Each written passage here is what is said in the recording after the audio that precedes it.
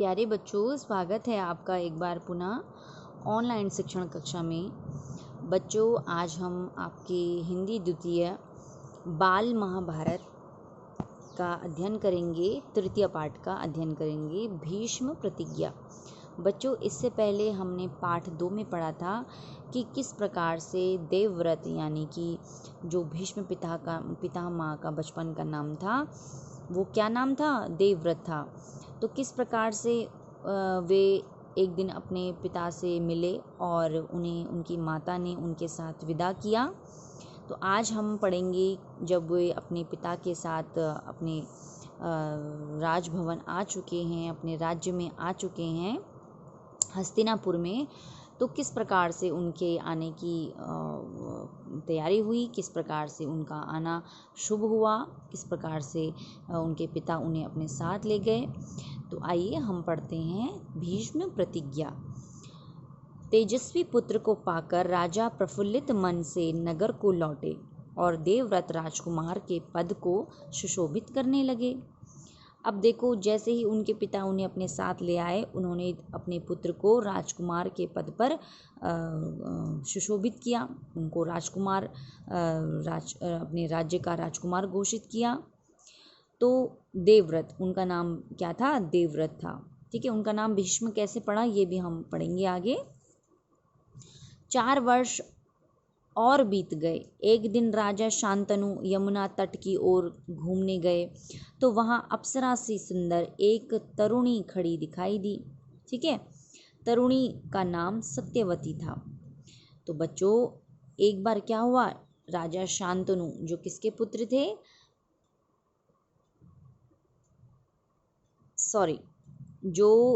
किसके पिता थे? देवव्रत के पिता थे। वे एक बार नदी के तट पे घूमने गए तो उन्हें वहाँ एक सुंदर सी स्त्री दिखाई दी जिसका नाम था सत्यवती। गंगा के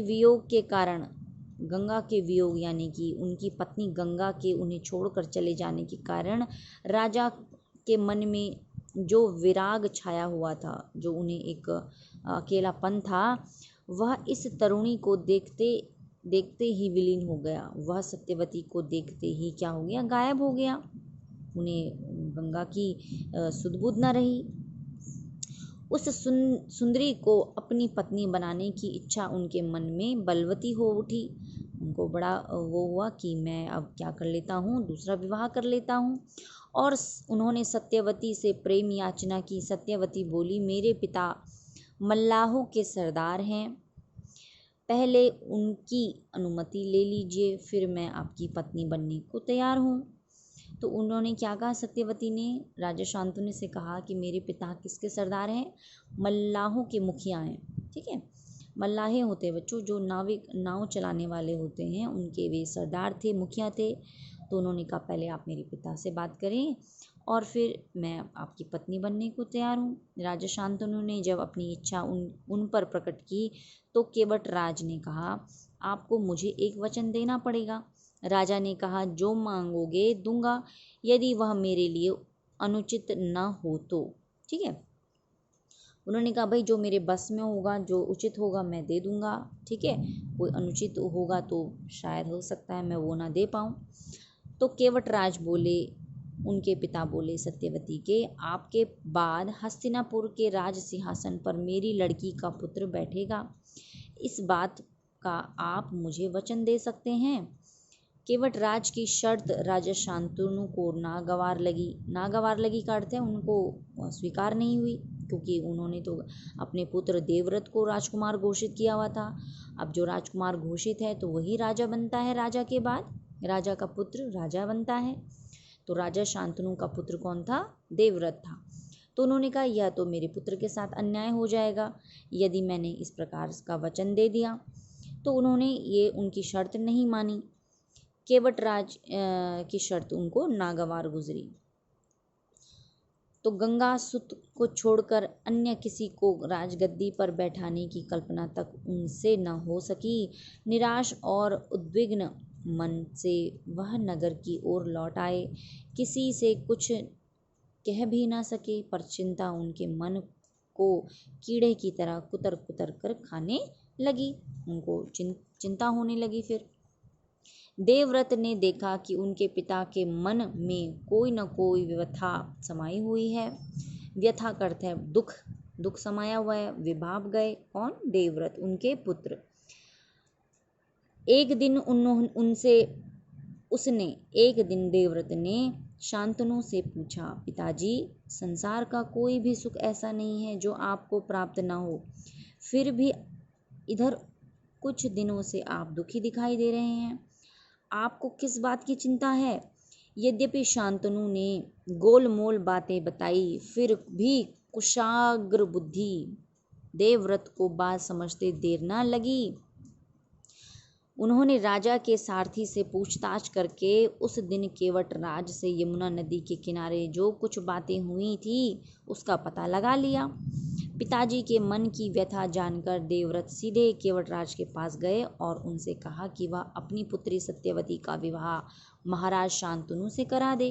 देखो कैसे पुत्र थे देवव्रत। अपने पिता की व्यथा जानकर वे तुरंत गए और उन्होंने कहा, मेरे कारण मेरे पिता दुखी हैं, तो क्या करता हूँ, मैं ही अब इसका समाधान करता हूँ।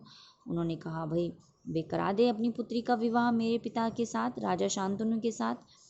केवटराज वही शर्त दोहराई जो उन्हें शांतनु के सामने रखी थी। देवव्रत ने कहा, यदि तुम्हारी आपत्ति का कारण यही है तो मैं वचन देता हूँ कि मैं राज्य का लोभ नहीं करूँगा।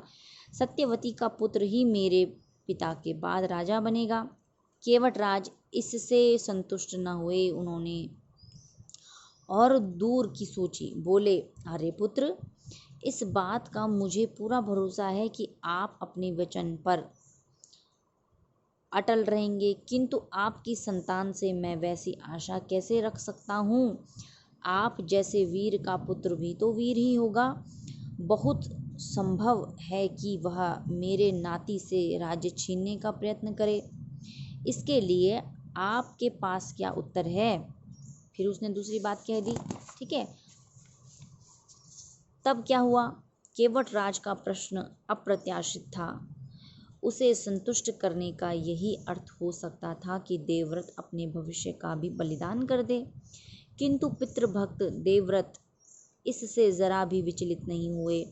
गंभीर स्वर में उन्होंने यह कहा, मैं जीवन भर विवाह नहीं करूँगा, आजन्म ब्रह्मचारी रहूँगा, मेरे संतान ही न होगी।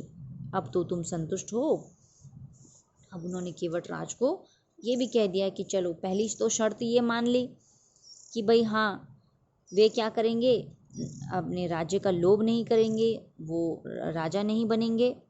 और दूसरी शर्त भी मान ली कि वे आजीवन विवाह नहीं करेंगे, उनका कोई पुत्र ही नहीं होगा, वे आजीवन ब्रह्मचारी रहेंगे, तो उनका संतान नहीं होगी, और संतान नहीं होगी तो उनकी संतान भी उनके नाती से, भविष्य में होने वाले नाती से उनका राज्य नहीं छीन पाएगा। ठीक है। किसी को आशा न थी कि तरुण कुमार ऐसी कठोर प्रतिज्ञा करेंगे। देवव्रत ने भयंकर प्रतिज्ञा की थी, इसीलिए उस दिन से उनका नाम भीष्म पड़ गया। देखो, तब जाके देवव्रत का नाम क्या पड़ा? इतनी भयानक प्रतिज्ञाओं के कारण, इतनी भीष्म प्रतिज्ञा करने के कारण उनका नाम भीष्म पड़ गया। केवटराज ने सानंद अपनी पुत्री को देवव्रत के साथ विदा किया। ठीक है। सत्यवती से शांतनु के 2 पुत्र हुए, चित्रांगद और विचित्रवीर्य। ठीक है। फिर क्या हुए? उनके पुत्र हुए शांतनु, राजा शांतनु के 2 पुत्र हुए, जिसका नाम था चित्रांगद और विचित्रवीर्य। शांतनु के वासन पर चित्रांगद हस्तिनापुर के सिंहासन पर बैठे और उनके युद्ध में मारे जाने पर विचित्रवीर्य बैठे। विचित्रवीर्य की 2 रानियां थी, अंबिका और अंबालिका। अंबिका के पुत्र थे धृतराष्ट्र और अंबालिका के पांडु। धृतराष्ट्र के पुत्र कौरव कहलाए और पांडु के पुत्र पांडव।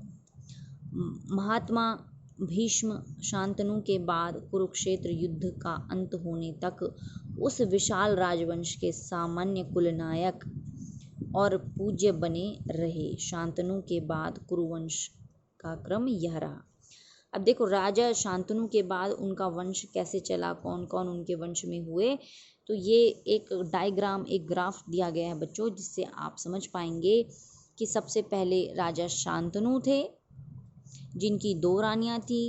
2 रानियाँ, पहली थी गंगा। गंगा का एक पुत्र था देवव्रत और दूसरी जो रानी थी वो थी सत्यवती। तो सत्यवती से उनके 2 पुत्र हुए, चित्रांगद और विचित्रवीर्य। तो चित्रांगद तो युद्ध में मारे गए अल्पायु में ही। उसके बाद विचित्रवीर्य को उन्होंने राजा बनाया। हस्तिनापुर का राजा शांतनु के बाद कौन बना राजा? विचित्रवीर्य। चित्रांगद के बाद विचित्रवीर्य बने। ठीक है। अब देवव्रत तो क्या थे? आजीवन ब्रह्मचारी, उन्होंने विवाह न करने का निर्णय ले लिया था।